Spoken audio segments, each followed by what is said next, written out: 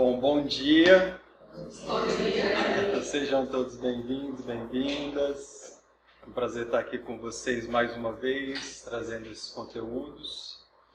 E hoje a gente vai falar sobre o sentido da vida, né?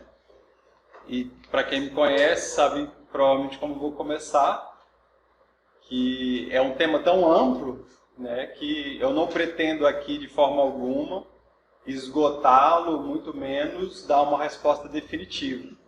Até mesmo porque é impossível, né? Há milênios filósofos, pensadores, grandes personalidades pensam, e todo mundo, né? Os filósofos a gente acaba sabendo o que eles pensaram, mas todo mundo pensa sobre isso. Então é um tema inesgotável e que tem uma grande variedade de perspectivas. Faz já um bom tempo alguns anos até que eu idealizo esse tema, mas eu pensei que eu precisaria mais tempo, mais leitura, mais estudo, mais experiência de vida. E, obviamente, nunca vai chegar o momento onde a gente está 100% maduro, né? Mas hoje, mais ou menos no que o Jung chama no meio da vida, né, eu me sinto capaz de pelo menos passar algumas perspectivas e compartilhar com vocês algumas visões que eu aprendi, né, ao longo desses anos, seja como psicólogo na minha prática clínica diária, né, e seja como um eterno pesquisador e buscador desses temas ditos da alma. Agradeço a Paulo mais uma vez pelo espaço, pela parceria. E um dos livros que eu deixei sugerido, né? Mas vocês vão ver que eu vou citar muitos e muitos livros, alguns filmes, vou trazer alguns trechos de documentários. Todas essas são referências muito boas, né? Que depois vocês podem ampliar aí esse tema. Mas esse livro, A Busca do Sentido, é um livro da Von Franz. E embora ele tenha esse título, ele não é focado especificamente nesse tema, né? São duas entrevistas para uma rádio francesa que a Von Franz dá, e dentre os vários temas da psicologia analítica que ela vai abordar, ela vai falar, até meio en passant, sobre esse tema do sentido, né? A busca do sentido, mas de qualquer maneira é um livro que eu recomendo, principalmente para quem quer entender e aprofundar assim, né, nas bases do que seria a psicologia analítica, porque ela fala para um público leigo, né, numa entrevista de rádio, de forma descompromissada, sobre diversos temas da psicologia analítica junguiana, que é a psicologia que eu pratico. Então, deixo aí a sugestão, e lá em cima, sobre esse tema mesmo, vários livros vão de alguma forma ou de outra abordar. A Passagem do Meio, Os Pantanais da Alma, né, e tantos outros aí de James Hollis e tantos outros junguianos que ficaram famosos, né, no meio e por falar desses temas mais complexos. Então a primeira pergunta que a gente começa é essa, né? Qual é o sentido da vida? E, como eu falei, eu não pretendo dar uma resposta definitiva e absoluta, mas é importante que cada um, dentro do seu conhecimento, né, dentro da sua experiência, busque entender qual é o sentido da vida para você. E para uma provocação, eu trago aqui um trecho de Alice no País das Maravilhas, onde ela encontra o gato Cheshire, né, não a primeira vez, ela já tinha encontrado outras vezes, mas ela está meio que numa dessas fugas de um ambiente louco para outro, ela se perde numa floresta cheia de direções, e ela pergunta, gato Cheshire, pode me dizer qual é o caminho que eu devo tomar? E ele fala, isso depende muito do lugar para onde você quer ir. Eu não sei para onde ir, disse Alice. Se você não sabe para onde ir, qualquer caminho serve. Então aqui é uma provocação para algo que é muito basilar para esse tema do sentido da vida, né? Que é, qual é o seu propósito de vida? O que você busca, né? quais são as suas metas, quais são os seus objetivos.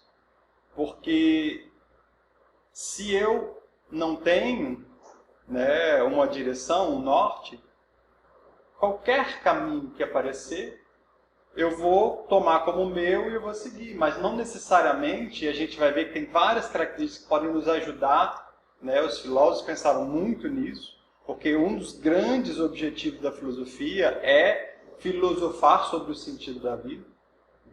Então, você tem que ter algum norte. E a gente vai ver aqui, eu vou tentar trazer 3 perspectivas. A perspectiva religiosa, a perspectiva filosófica e a perspectiva psicológica. São 3 grandes áreas que pesquisam e estudam, né, de forma mais direta o tema da busca do sentido da vida. Então já é uma pergunta que eu deixo para vocês, né, refletirem, meditarem, pensarem qual é o sentido da vida para mim, mas dentro de qual propósito, né? Que meta eu pretendo alcançar. Seja metas menores, que podem ajudar inclusive você a construir uma base, mas esse propósito aqui que eu estou falando não é se você vai passar no concurso público, né, ou qual curso você vai escolher fazer. É um propósito mais profundo, né? O que eu quero da vida? O que eu penso? O que eu acredito? Quais são, né, as minhas crenças? E a gente vai ver que algumas coisas influenciam e muito isso, né? E eu começo, e essa afirmação aqui ela vai servir para tudo o que eu for falar a partir de agora, né? É uma citação tirada da prática da psicoterapia. O primeiro parágrafo, Jung praticamente começa o livro falando sobre a dialética. E ele vai trazer algumas antinomias, alguns paradoxos, né? São 2 ideias que parecem ser opostas, mas ao mesmo tempo elas fazem sentido em si. Elas não precisam da outra necessariamente para existir, né? Então, uma é, o individual não importa perante o genérico. E genérico aqui lê-se coletivo. E o genérico não importa perante o individual. É muito importante observar essas 2 perspectivas, porque às vezes vocês vão ver um pensador, um filósofo, alguém emitindo uma opinião mesmo, às vezes até sem ter nenhum conhecimento técnico sobre isso, mas ele parte de algum lugar. E quando você parte de generalizações, essas generalizações muitas vezes podem ser muito bem fundamentadas com argumentos, estatísticas, dados, né? E parece que a pessoa está falando sobre uma verdade absoluta. Ela pode defender um tema, né, como se fosse uma verdade absoluta, a partir de uma afirmação. Não, olha aqui, as estatísticas mostram que o ser humano gosta disso, o ser humano está mais tendencioso para isso ou aquilo, né? E aí vai mostrar um monte de pesquisas, vai mostrar um monte de dados que vão comprovar para você, olha, realmente o ser humano, ele só pode ser isso mesmo, essa pessoa está falando, essa pessoa pesquisou para caramba. Só que a perspectiva principal dessa pessoa é que o individual não importa perante o genérico. E a estatística mata o indivíduo, né? Ela ignora o indivíduo, ela ignora a minha trajetória no mundo. E muitas vezes você vê uma estatística e você fala, mas eu não me identifico com isso. Para mim isso não faz o menor sentido. Tudo bem, você estudou, você fez todas as suas pesquisas, você está aí mostrando com dados. Deve ser verdade o que você está falando, mas para mim isso não faz sentido. E aí é quando a gente vê que os 2 pontos de vista podem ser muito bem fundamentados, né? E quando a gente coloca que o genérico não importa perante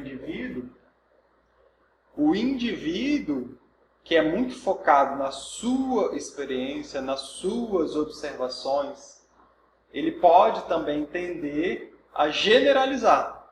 Se funcionou para mim, então vai funcionar para todo mundo. Se isso é bom para mim, isso é bom para todo mundo. Né? Ah, eu não gosto disso, então provavelmente a maioria não deve gostar. Vocês percebem que essas duas afirmações, elas têm problemas, né? Elas apresentam soluções, mas elas também têm em si, na sua raiz, problemas. Você vai olhar mesmo a história de cada um, né? O genérico, ele meio que não serve para explicar tudo. E ele traz vários problemas. Da mesma forma o indivíduo que ele só vê pelo seu prisma, né?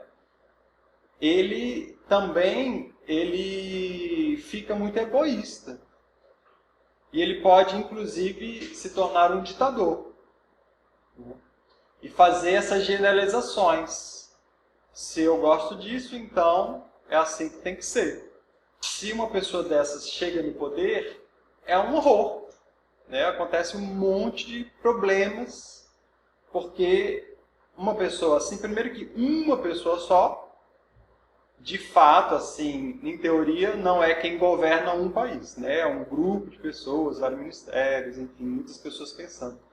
Mas uma ideia só não pode, né, ter muito poder, senão ela se torna uma ditadura e ela se torna opressiva para muitas pessoas que não concordam, que não estão afinadas com essa ideia.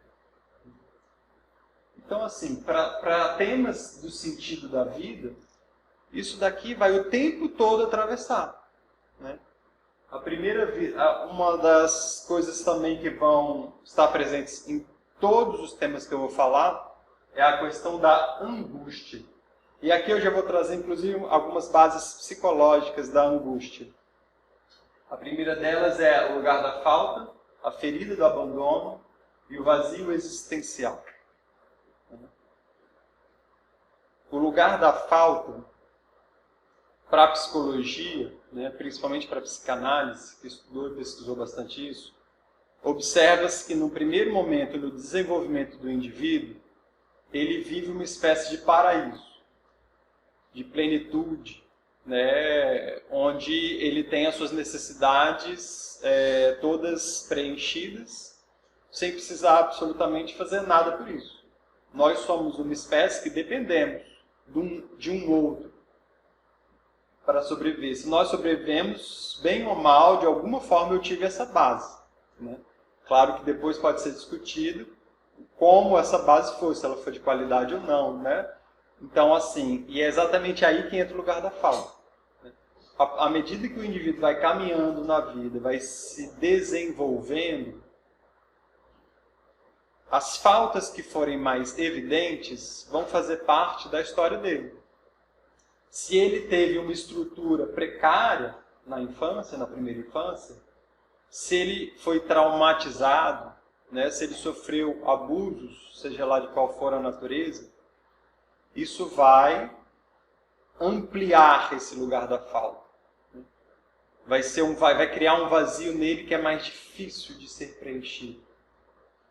E não é uma regra absoluta, mas há uma tendência maior de, ao longo da vida, essa pessoa se sentir mais insatisfeita, mais angustiada, né? Com mais dificuldade de preencher esse vazio.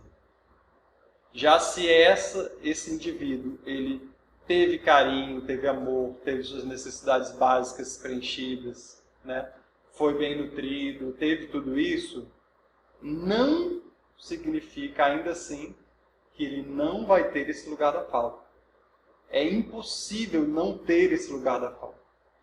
E aí, a razão disso, alguns vão dar diferentes teorias, né? Vão falar sobre diferentes hipóteses. Lacan ele vai falar que é o choque da linguagem e da cultura.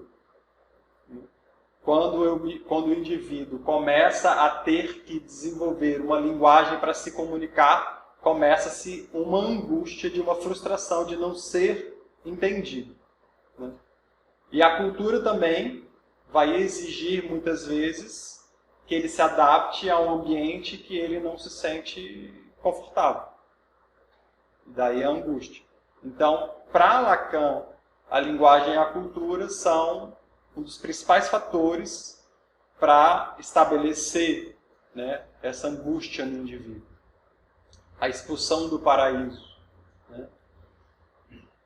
E a ferida do abandono, ela vai surgindo também à medida que nós vamos nos desenvolvendo e que os pais vão recuando e começando a colocar limites, impor responsabilidades. Né? Você tem que ir para a escola. É uma das grandes feridas de abandono das crianças. Né? O primeiro momento de saída do lar, saída dessa zona de conforto, que é muito pequeno, são só os familiares, né? Principalmente, a maior parte do tempo. Aí vai para a escola. A criança, ela não entende que tudo que o adulto sabe, porque a escola é importante para o desenvolvimento dela. Uma parte dela, que é o sentimental, ela vai só se sentir abandonada. E não há problema nenhum nisso. A psicanálise, inclusive, diz que essas frustrações que nós vamos sofrendo, se elas forem administradas de forma equilibrada, elas são estruturantes para o indivíduo. Elas são necessárias e estruturantes. Eu já falei isso até em outras palestras, mas é importante sempre repetir. Porque hoje a gente vê linhas de abordagens que tentam meio que dizer que isso vai traumatizar a criança, que você tem que dar o máximo de conforto e o mínimo de sofrimento para a criança, né? Uma livre demanda. Isso é péssimo para o desenvolvimento psíquico da criança. O indivíduo tem que passar por isso. Então, a falta é necessária, mas ao mesmo tempo ela vai ser uma fonte de angústia. E essa angústia não pode ser sanada. Essa angústia vai fazer parte da vida do indivíduo e vai se somar a outras angústias, a outras frustrações, a outros traumas que o indivíduo vai invariavelmente viver ao longo da vida. Então, a primeira coisa para se saber e para se ter em mente sobre essa busca de um propósito, né? Como eu gostaria que fosse minha vida, a primeira coisa que você tem que saber dentro do princípio da realidade é que não vai existir um lugar onde não haja angústia. A angústia faz parte da vida. Tem algumas coisas que pioram bastante essa angústia. Esse tema aqui eu trouxe o desamparo aprendido, que vai levar a baixa autoestima. Né? O que é o desamparo aprendido? Foi feita uma experiência com cachorros, né? E colocaram cachorros onde eles tinham um estímulo de choque e eles tinham como buscar um lugar onde eles não tinham choque. No primeiro momento, né? E foram 3 grupos.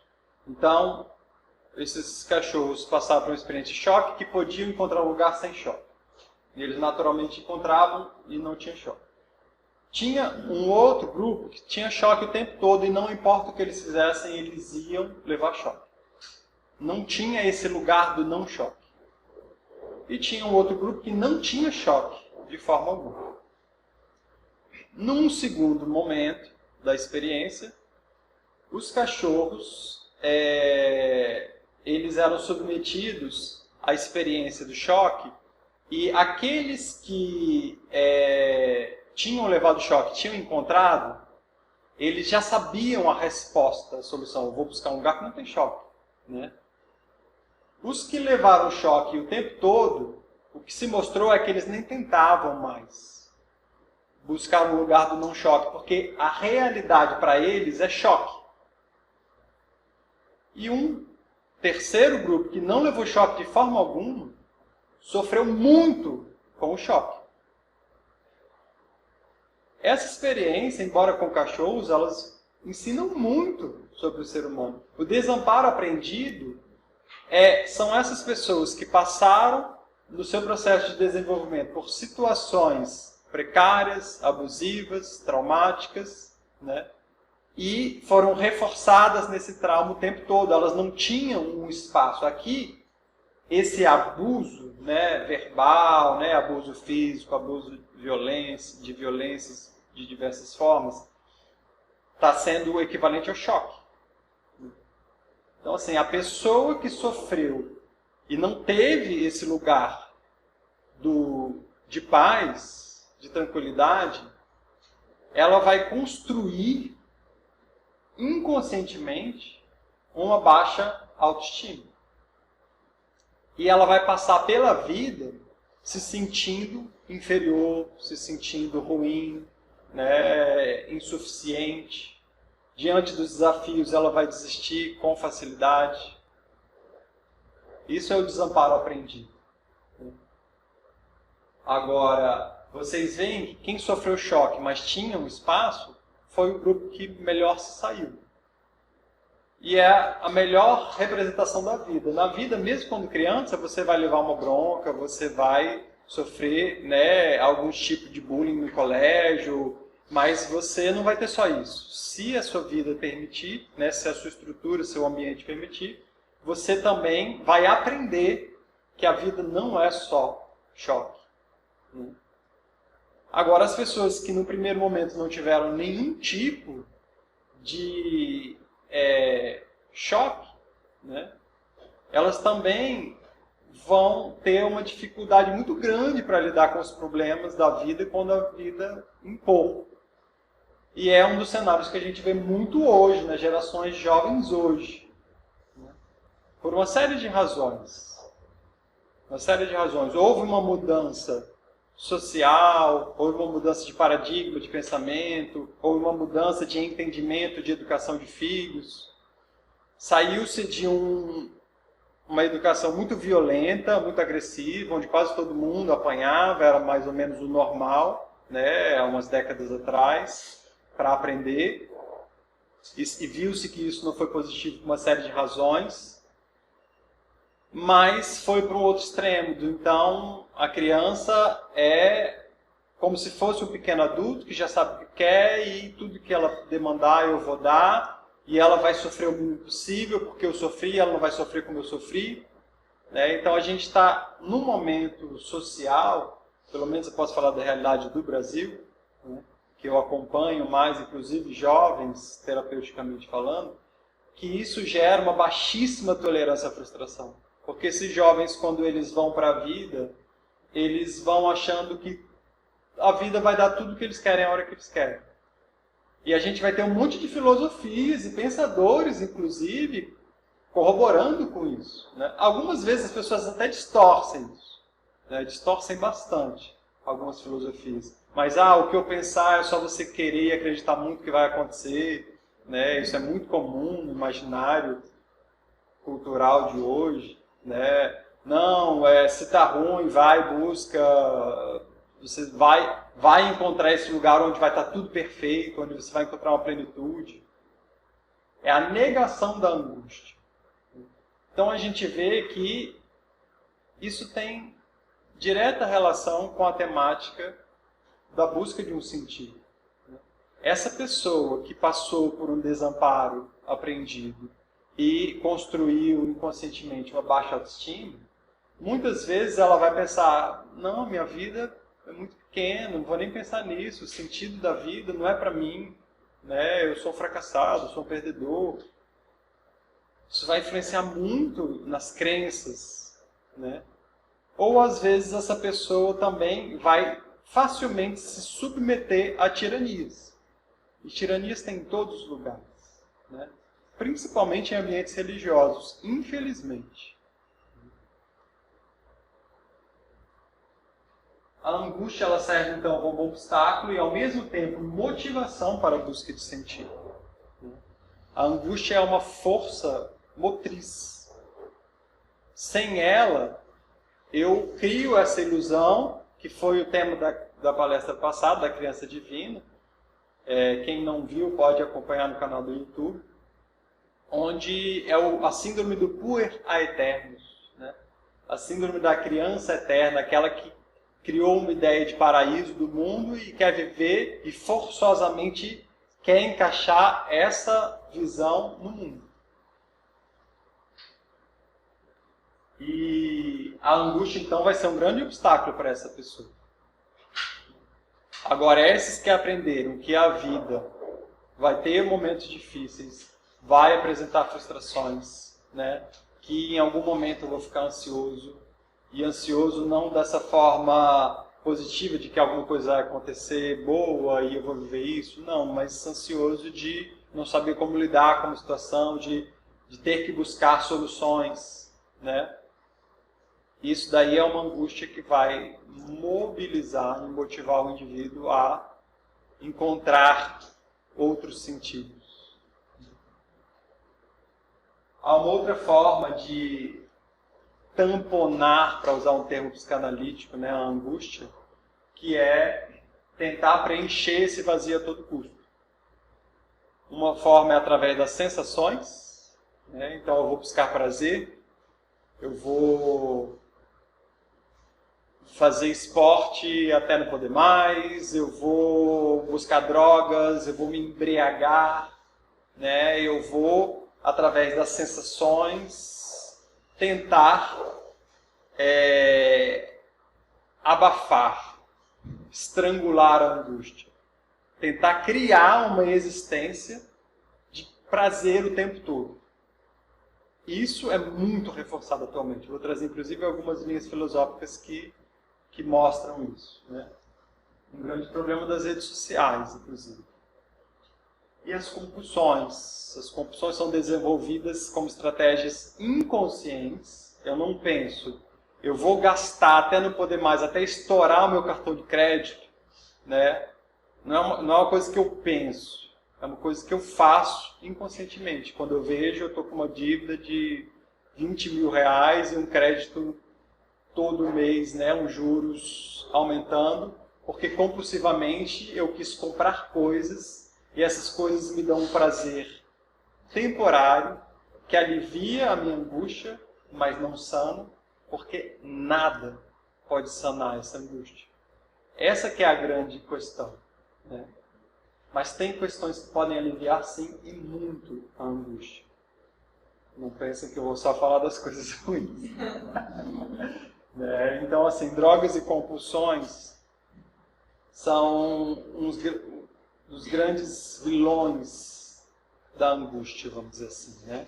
São motivados pela angústia, no sentido de eu quero criar uma solução para acabar com a angústia na minha vida, mas que no fundo só gera mais angústia. E a pessoa entra num ciclo vicioso, né?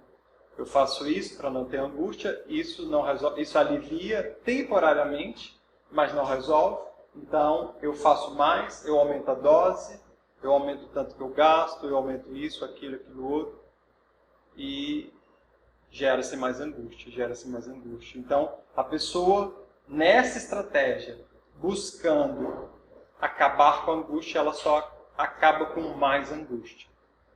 É muito importante saber isso, porque isso é o que mina para qualquer pessoa o sentido da vida. Então, como eu falei, é inútil tentar erradicar a angústia, a consciência dela leva a uma visão mais realista da vida. E a negação da angústia pode levar à depressão. E a depressão é o que a gente entende hoje simbolicamente como exatamente a ausência total de sentido, né?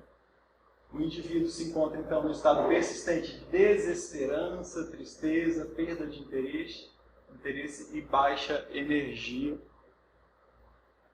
Ela pode ter diferentes causas e, entre elas, a perda de sentido da vida como consequência. E a baixa tolerância à frustração é uma das causas mais comuns da depressão atualmente, como eu citei lá atrás. Então aqui é só uma introdução. Essas questões têm que estar muito claras, né, para que a gente caminhe aqui, porque isso é a base de que muitos filósofos, muitos pensadores, muitos pesquisadores, muitos psicólogos utilizam para, a partir daí, tentar desenvolver teorias para ajudar o indivíduo a lidar com a sua angústia e a encontrar algo que dê sentido para ele na vida. Uma das principais buscas, e eu diria até que por ser o mais acessível, em número mesmo, são as religiões. Então, a religião é uma das principais formas do indivíduo ir buscar trabalhar a sua angústia. E eu trouxe um pequeno vídeo aqui do Newton Bonner, que é um rabino, e ele fala para o público em geral. E esse vídeo aqui, depois até vocês podem procurar o vídeo completo, porque eu editei só 6 minutos, mas é uma entrevista de 30 minutos que ele dá. Prestem atenção no que ele fala, né? Prestem atenção de como ele descreve a relação do homem com Deus ou com a religião.